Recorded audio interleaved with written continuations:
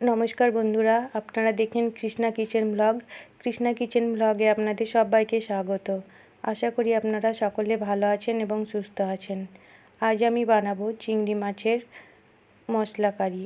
এই গলদা চিংড়ির মশলা কারি খুব সহজ পদ্ধতিতে আমি বানাবো। রেসিপিটি আপনারা সম্পূর্ণ দেখবেন, তাহলে আপনারাও খুব সহজে বানিয়ে নিতে পারবেন। দেখুন বন্ধুরা, এখানে আমি সব কিছু আগে থেকে রেডি করে নিয়েছি। আলু, চিংড়ি মাছ, মশলা সব কিছু আগে থেকে কেটে ধুয়ে পরিষ্কার করে নিয়েছি। প্রথমে আমি চিংড়ি মাছে লেবুর রস দেব সামান্য। এখানে গলদা চিংড়ি মাছ নিয়েছি 350, 4টে হয়েছে।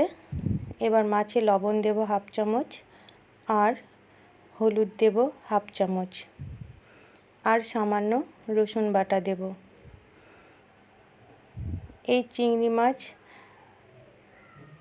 যে কোনো চিংড়ি মাছে আপনারা যদি রান্না করেন, তাতে যদি আগের থেকে একটু রসুন বাটা ভালো করে মাখিয়ে নেন মাছে, তাহলে মাছের টেস্ট আরও বেড়ে যাবে। দেখুন, এখানে আমি ভালো করে চিংড়ি মাছে লবণ, হলুদ এবং রসুন বাটা মাখিয়ে নিয়েছি।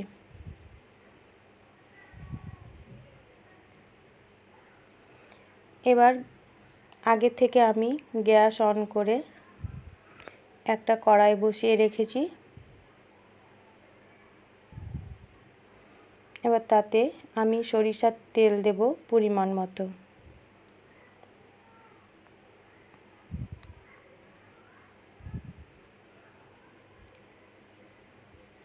তেল গরম হয়ে গেছে। এবার আমি মাছগুলো একটা একটা করে তেলে ছেড়ে দেব।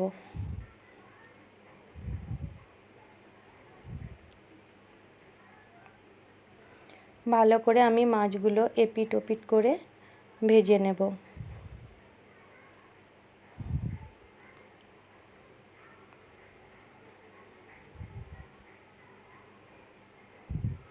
দেখুন বন্ধুরা, এখানে মাছ লাল লাল করে ভাজা হয়ে গেছে। আমি তুলে নিচ্ছি অন্য পাত্রে। ওই কড়াইয়ের মধ্যেই আমি আরও একটু সরিষার তেল দেব।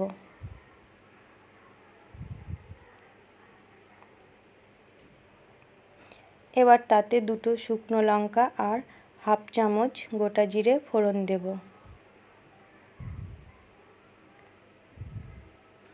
এবার একটু নাড়াচাড়া করে কেটে রাখা আলুগুলো দিয়ে দেব। এখানে আমি 2টো মাঝারি সাইজের আলু নিয়েছি। আপনারা আলু নিজের পছন্দ মতো নিতে পারেন, কম বেশি। এবার আলুগুলো আমি ভালো করে ভেজে নেব। এই রেসিপিটি দেখুন একদম সহজ পদ্ধতিতে এবং ঘরোয়াভাবে আমি বানাবো। আপনারা দেখলে যে কেউ বানিয়ে নিতে পারবেন। দেখুন, আলু প্রায় লাল লাল করে ভাজা হয়ে গেছে। ওই তেলের মধ্যেই আমি একটা পেঁয়াজ কুচি দিয়ে দেব। এবার আবারও একসঙ্গে ভালো করে আলু আর পেঁয়াজ ভালো করে নেড়ে নেব।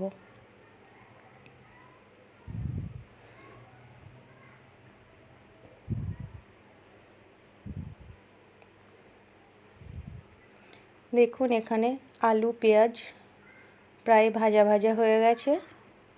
এবার ওই তেলের মধ্যেই আমি দিয়ে দেব 1 চামচ পেঁয়াজ বাটা,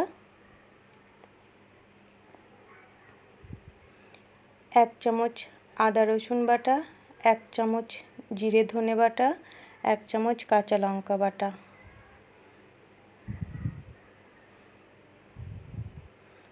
ভালো করে আবার একসঙ্গে আমি কষিয়ে নেব।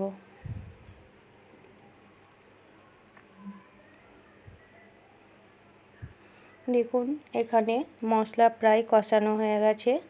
এবার আমি দিয়ে দেব 2 চামচ টমেটো বাটা।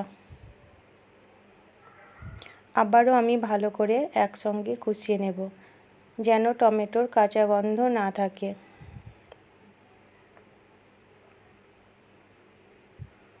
এবার জল দিয়ে দেব পরিমাণ মতো। দেখুন এই রেসিপিটি কত সহজ, খেতেও কিন্তু দারুণ টেস্টি। এবার হলুদ দেব 1 চামচ, কাশ্মীরি লঙ্কা গুঁড়ো দেব 1/2 চামচ আর লবণ দেব স্বাদ মতো। আবারও একসঙ্গে আমি ভালো করে নাড়াচাড়া করে নেব। এবার ঝোল ফুটে উঠলেই আমি ভেজে রাখা মাছগুলো দিয়ে দেব।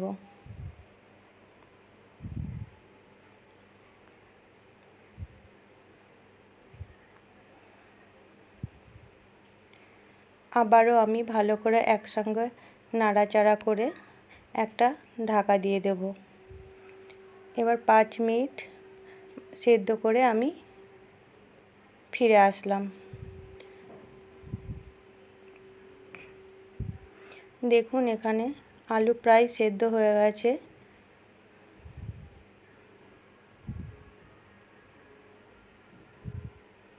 আরও একটু আলু সেদ্ধ হবে, আমি আরও কিছুক্ষণ ফুটিয়ে নেব।